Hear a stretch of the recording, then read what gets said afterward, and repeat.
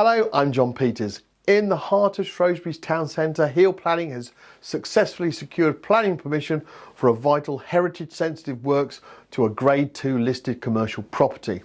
The property, situated within Shrewsbury Town Conservation Area, required essential improvements to an attached conservatory structure which had become compromised due to water ingress from a deteriorating roof.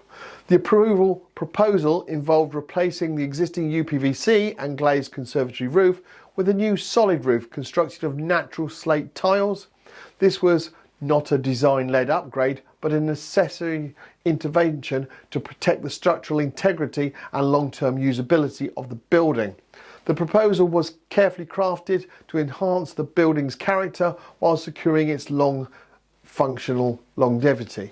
The owner of the building had used Heel Planning on numerous occasions on various projects on properties they own, and in fact it was myself who visited the site and assessed the application's needs. A detailed written proposal followed, clearly setting out the required steps, cost and planning risks. This allowed the client to proceed fully informed and supported by expert guidance from the outset. The application was submitted to Shropshire Council. The planning process required careful attention to policy compliance, especially given the heritage sensitivity involved. The property's listed status and location within a conservation area meant that the proposed changes needed to align closely with the Shropshire local plan.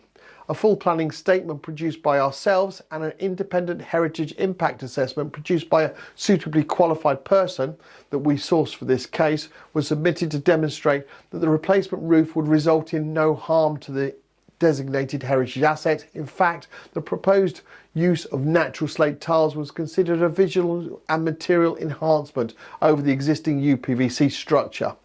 The application argued convincingly that the works would contribute positively to the historic streetscape, improving the environmental efficiency of the building and protecting the building's internal fabric from further water damage.